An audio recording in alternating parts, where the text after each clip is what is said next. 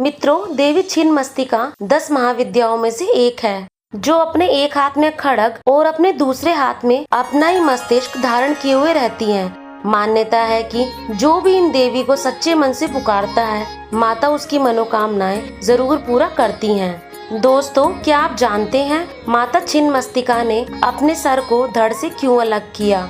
इन देवी को त्याग और साहस का भी प्रतीक माना जाता है। तो स्वागत है दोस्तों आपका मिथिकुक में। तो आज हम अपनी इस वीडियो में देवी छिन्नमस्तिका के बारे में जानेंगे, लेकिन उससे पहले आप मेरे चैनल पेज पे जाइए और बेल आइकन का बटन प्रेस कर दीजिए, जिससे कि आने वाली ऐसी इंटरेस्टिंग स्टोरीज के बारे में आप लोगों को पता चलता रहे।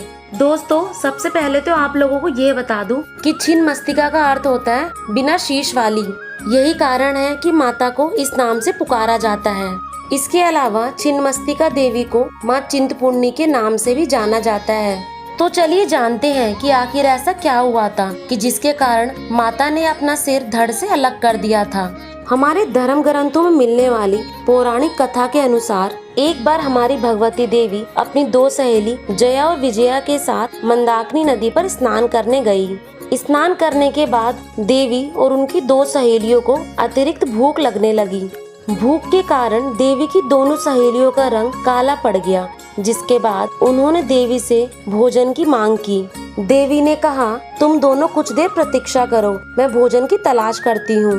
लेकिन देवी की सहेलियों को इतनी भूख लग रही थी कि वह बार बार देवी से भोजन के लिए आग्रह करने लगी।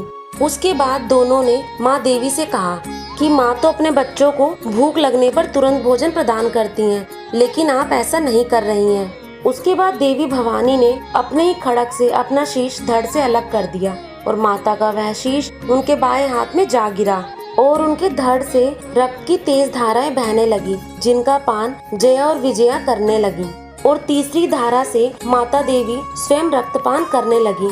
दोस्तों, तभी से माता देवी को छिन्नमस्तिका के नाम से जाना जाने लगा। जिस प्रकार से एक माँ अपने बच्चों को कष्ट या दुख में नहीं देख सकती, उसी प्रकार माँ छिन्नमस्तिका भी है।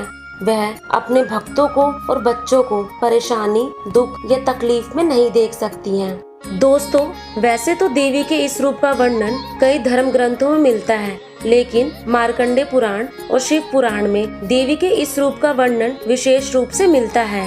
इनके अनुसार देवी के गले में हड्डियों की माला और कंधे पर यज्ञोपवीत है। इसलिए जो भक्त शांत भाव से माता की पूजा करता है, माता उसके समक्ष शांत भाव से प्रकट होती हैं।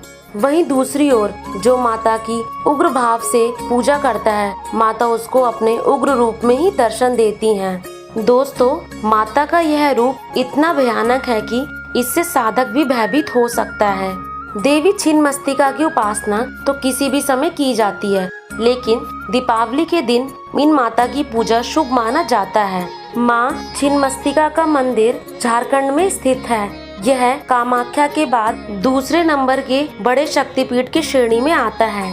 इसको साधकों की और तांत्रिकों की साधना का मुख्य केंद्र माना जाता है। यहाँ देश विदेश से साधक और तांत्रिक नवरात्रि में और हर महीने की अमावस्या की रात को साधना करने आते हैं। इस मंदिर से जुड़ी प्राचीन कथा के अनुसार प्राचीन काल में रजरप्पा में राजा सूरत शासन करते थे, लेकिन एक दिन अचानक उनका राजपाट छिन गया। फिर वह अपनी जान बचाने के लिए राजरप्पा के इसी शहर में रहने लगे।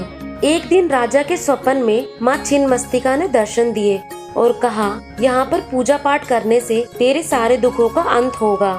कहा जाता है कि माँ के कहे अनुसार राजा ने कई सालों तक वनवास में इसी स्थान पर माता की पूजा और तपस्या की। तत्पश्चात राजा का खोया राजपाट उन्हें वापस मिल गया। तब से लोगों की मान्यता है कि पूरे श्रद्धा भाव से माता की पूजा करने पर वह भक्तों को मनोवांछित फल देती हैं। तो दोस्तों, यह थी देवी भवानी से छिन्नमस्तिका बनने की कहानी। दोस्तों, अगर आप लोगों को स्टोरी पसंद आई है तो यह अपने मित्रों के साथ अवश्य शेयर करें और कमेंट में बताएं कि आपको स्टोरी कैसी लगी। तब तक बने रहिए अपने परिवार के साथ मिथिकुक पर और मेरे चैनल को सब्सक्राइब करना ना भूलें।